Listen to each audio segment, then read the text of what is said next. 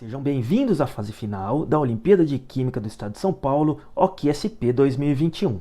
Meu nome é Fernando Lopes, sou um dos coordenadores do evento e a ideia é apresentar a vocês alguns experimentos que irão então auxiliá-los durante a resolução da prova. Entendam este vídeo como algumas dicas que estão sendo dadas pela comissão organizadora para que vocês possam se sair melhor durante as provas. Estão prontos para isso então? Vamos lá?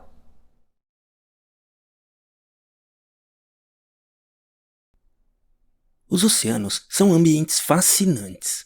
Repletos das mais diversas formas de vida, são explorados pela humanidade há milênios.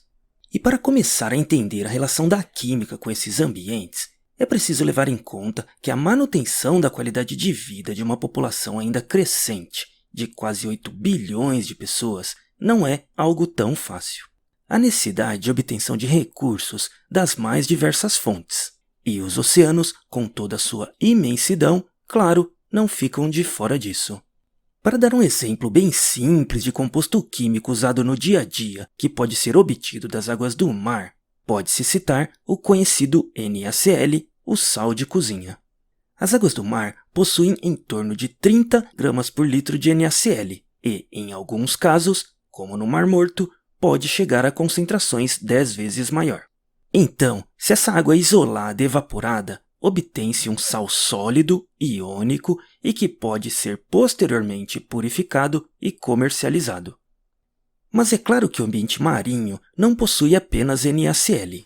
Quando se avalia ao longo de toda a existência desses ambientes apenas parte do ciclo da água, com a evaporação, precipitação na forma de chuva, contato da água com o solo, solubilização e arraste de diversos compostos pelos rios até os oceanos, é possível ter uma noção dos inúmeros compostos orgânicos e inorgânicos que podem ser encontrados. E para discutir melhor essa composição inorgânica dos oceanos, a OQSP tem o prazer de receber o professor Givaldo Matos, do Instituto de Química USP. A água do mar possui na sua composição várias espécies inorgânicas. Então, nós teremos como objetivo fazer uma análise qualitativa e também quantitativa de uma amostra de água do mar. Para análise qualitativa, nós vamos identificar alguns rios inorgânicos, como no caso, esses que aqui estão anotados, porque são os que aparecem de forma majoritária. E para análise quantitativa, como exemplo, nós vamos fazer a determinação de cloreto por volumetria de precipitação usando o método de Mohr. Nós coletamos uma amostra de água do mar na praia de São Lourenço, cerca de 15 quilômetros de Bertioga. Então, observe que essa amostra, como ela foi coletada próxima à praia, ela possui impurezas sólidas, na sua maior quantidade areia. Então, a nossa primeira ação será fazer uma filtração simples. Nesta filtração simples, nós vamos reter o resíduo num papel de filtro. E teremos, então, o material filtrado conforme recebido. Essa amostra, observe que ela é límpida, transparente e incolor. E é essa amostra que nós vamos utilizar para a identificação das espécies inorgânicas. Claro que nem todas eu vou conseguir fazer a partir desta solução, porque umas estão em pequena quantidade, como é o caso do brometo e do potássio. Então eu vou precisar trabalhar com uma amostra mais concentrada. Para isso, nós vamos fazer um processo de pré-concentração. E outras exigem amostra sólida para fazer o teste, como é o caso do carbonato e do sódio. Então, para que eu consiga fazer esse processo de pré-concentração, nós podemos pegar uma chapa de aquecimento com agitação magnética, um becker, onde nós podemos pegar uma certa quantidade de água, de massa conhecida. No seu interior, vamos colocar uma barra magnética, porque quando nós iniciarmos o aquecimento, esse aquecimento será realizado sob agitação. E isso nós vamos fazer, esse aquecimento até evaporação total, Posteriormente, faremos a secagem do resíduo e aí nós teremos um material como esse mostrado aqui no becker número 2, que é um sólido branco. Veja que se eu pesar no final e determinar a massa desse sólido, eu consigo determinar a salinidade dessa amostra de água do mar. Então, no caso, nós temos aqui o becker 2 e o becker 5, são dois experimentos distintos, aonde nós temos aqui, por exemplo, no caso do becker 2, nós temos a massa do becker mais da barra, que foi 99,073 gramas. A massa da amostra, 107,825 gramas. E a massa final, que é do becker barra magnético resíduo, 102,945. Então, a partir desses dados, eu consigo fazer o cálculo e determinar qual é a salinidade dessa amostra de água do mar. Observe que esse resíduo branco, tá certo? É o que eu vou utilizar então para a identificação de brometo e potássio e também para carbonato e sódio.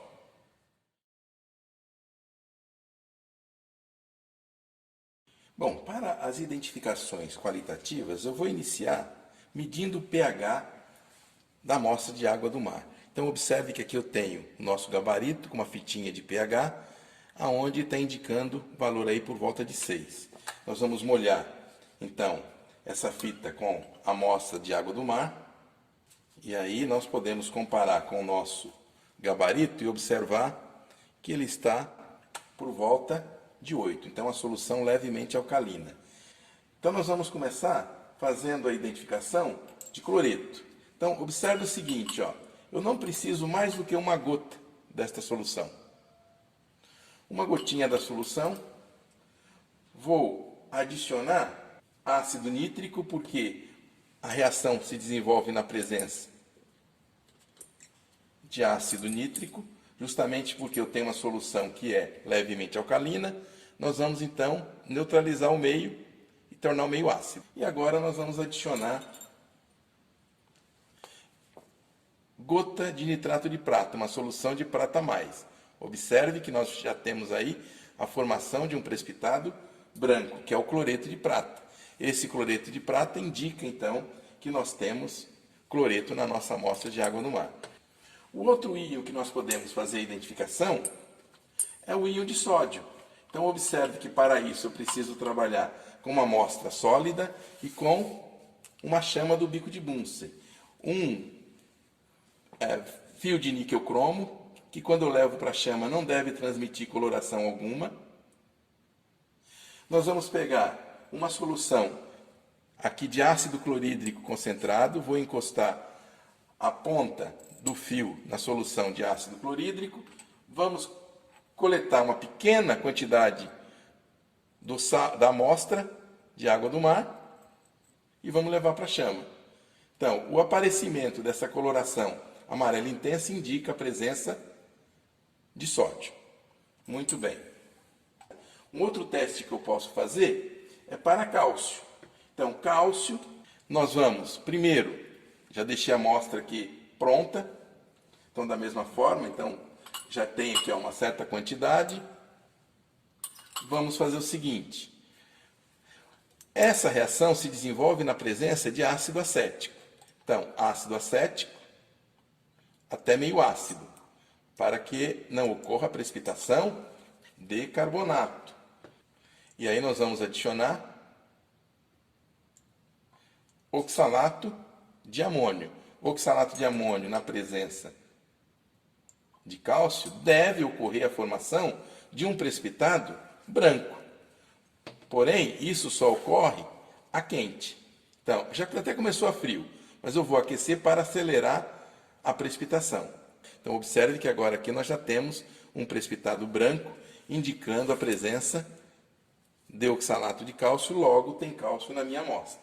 Um outro teste que nós podemos fazer é para a identificação de magnésio. Eu já deixei a amostra também pronta. E o que nós vamos fazer? Vamos adicionar hidróxido de sódio. Porque na presença de hidróxido de sódio, se houver magnésio, ocorre a precipitação de um precipitado branco gelatinoso. Observe que nós temos aqui a formação desse precipitado. Posso até aquecer. Observe que eu seguro com a ponta dos dedos, porque o vidro é mau condutor de calor, enquanto embaixo está muito quente, em cima eu consigo segurar porque o vidro não estará aquecido a ponto de eu não conseguir segurar. Então observe que aqui eu já tenho o precipitado branco de hidróxido de magnésio. Para identificação do carbonato, nós precisamos de um tubo em J, tubo de vidro, precisamos da nossa amostra que nós já colocamos e um tubo de ensaio, onde nós vamos ter uma solução absorvedora de água de barita. Então, na presença de água de barita, que é uma solução límpida, transparente e incolor, que será a solução que vai coletar o gás carbônico formado a partir dessa amostra de carbonato. Então, nós temos o sistema montado e agora nós vamos abrir rapidamente e acrescentar ácido acético. Se tem carbonato, há a liberação de CO2. Se tem liberação de CO2, significa dizer que a minha amostra tem carbonato. E nós vamos identificar quando esse CO2 atingir a solução de água de barita. Então aqui nós vamos fechar rapidamente, tá certo? E nós vamos fazer um aquecimento do tubo de ensaio, onde tem o carbonato. Vamos aquecer a parte de cima, certo? Para facilitar a passagem do gás. E agora vamos aquecer diretamente. Então, fazendo isso, nós vamos observar o seguinte, que essa solução que era límpida, transparente, ela já começa a turvar. Ou seja, significa dizer que nós temos carbonato na água do mar. Tá certo? Então, confirmada a presença de carbonato. Então, agora nós vamos fazer a identificação de sulfato nessa amostra de água do mar. Então, vamos coletar uma pequena quantidade, algumas gotas, e como reagente, vamos utilizar nitrato de bário. O nitrato de bário, quando adicionado a uma solução que contém sulfato, conduz à precipitação do sulfato de bário, que é um sólido branco. Então, precipitado formado de sulfato de bário, eu confirmo se realmente corresponde a ele, adicionando ácido clorídrico, porque sulfato de bário é insolúvel na presença de ácido clorídrico. Então, neste caso, o precipitado não se dissolveu, então nós confirmamos a presença de sulfato nesta amostra de água do mar. No caso do brometo e do potássio, nós vamos trabalhar com aquela amostra que nós obtivemos a partir da evaporação da água, daquela amostra de água do mar. Chegamos nesse resíduo, tá certo? Nós adicionamos água, algumas gotas de ácido acético para eliminar o meio alcalino e colocamos aqui em água e gelo para que a gente pudesse resfriar as duas amostras. Para a identificação do potássio, nós vamos trabalhar com um reagente que é o ácido perclórico concentrado. Na presença de ácido perclórico concentrado, o potássio, se estiver presente, precipita formando um sólido branco. Então, perclorato de potássio é branco. Às vezes eu não consigo observar, porque a quantidade é muito pequena, já a precipitação direta. Mas o que a gente precisa fazer? Adicionar uma pequena quantidade de álcool, porque o perclorato de potássio ele é mais insolúvel na presença de álcool, porque nós estamos diminuindo a constante dielétrica do meio. Então vamos adicionar álcool etílico e aí nós vamos verificar se nós temos aqui a formação do tal precipitado branco. Tá? Então, na presença de álcool, então veja que a solução é muito diluída em potássio, mas nós já percebemos na parte de cima uma pequena turvação, ou seja, potássio está presente também na água do mar. No caso do brometo, o que é que nós vamos fazer? Para desenvolver essa reação, é uma reação de óxido-redução, onde nós vamos oxidar brometo a bromo. A reação se desenvolve em meio levemente ácido, de ácido sulfúrico, então vou adicionar ácido sulfúrico diluído, está aqui, e agora vamos adicionar a água de cloro. Porém, para que a gente consiga observar a formação de bromo, nós vamos trabalhar com um solvente orgânico, clorofórmio, que, adicionado a essa solução aquosa, ele vai para o fundo, porque é mais denso que a água. Quando eu adicionar uma gota de água de cloro, nós vamos observar a formação de bromo. Logo, veja que a parte de cima já está amarelada, tá? E agora nós vamos agitar. Agitando, se o clorofórmio ficar um amarelo cerveja, significa dizer que tem bromo na nossa amostra, ou seja, nossa amostra da água do mar também contém brometo.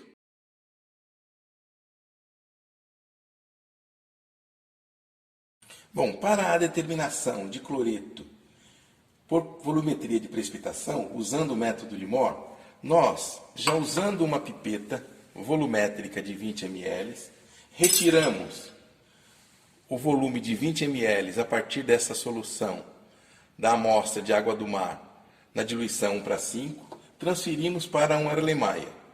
Para fazer a titulação, nós precisamos trabalhar com uma solução de nitrato de prata, que vai na bureta. Essa solução de nitrato de prata tem concentração 0,05566 mol por litro. Então está na bureta e nós vamos adicionar a essa nossa amostra o nosso indicador. O indicador é uma solução de cromato de potássio na concentração 5% em peso. São 20 gotas desta solução e aí nós vamos observar que a nossa amostra agora é uma solução límpida, transparente e amarelada devido à presença do cromato. Então, no início da titulação, nós vamos adicionar a prata sobre a solução. Então, inicialmente vai ocorrer a precipitação do cloreto de prata, porque a solubilidade molar do cloreto de prata é menor do que a solubilidade do cromato de prata. Consequentemente, enquanto existir cloreto nesta solução, ocorre precipitação do cloreto de prata. Quando terminar a presença de cloreto, uma gota a mais que vem de prata reage com o cromato e vai dar a formação de um precipitado vermelho tijolo, que é um indicativo de que não tem mais cloreto na solução, ou seja, é o nosso indicador. Então, o cromato é a nossa solução indicadora. E aí, para interromper ou liberar o líquido, nós temos uma bolinha de vidro. Então, essa bolinha de vidro, à medida que eu aperto, tá certo? Eu consigo deixar cair a solução. Então já observe que agora, ó, uma pequena quantidade que eu adicionei, eu já tenho uma solução amarela turva, justamente devido à presença do cloreto de prata. Então nós vamos prosseguir com a adição e agitando constantemente. Então, adição com agitação permanente. Tá certo? Então observe que aonde cai uma quantidade maior de prata, nós observamos o precipitado vermelho tijolo. Porém, é claro que ele se dissolve, né, porque ele é convertido no cloreto, porque enquanto tiver cloreto no meio, prevalece a precipitação do cloreto de prata e não do cromato de prata. Então vamos prosseguir com a nossa adição até o ponto aonde não ocorrer mais precipitação do cloreto e teremos a precipitação do cromato de prata. Enquanto adicionamos a prata, ocorre a precipitação do cloreto de prata. Quando estiver próximo de finalizar a titulação, nós já vamos perceber uma maior persistência desse precipitado. Opa! Parece que estamos próximos. Quase lá. Então, mais uma gota. Opa! Agora sim. Observe que nós temos aí, ó, um avermelhado no meio, ou seja, significa dizer que nós finalizamos a titulação. E gastamos um volume de 38,6. Significa dizer que eu tenho então o volume de prata que foi necessário para reagir com todo o cloreto que estava na nossa solução. Após finalizar esta titulação, como calcular a concentração de cloreto em gramas por litro nesta amostra de água do mar?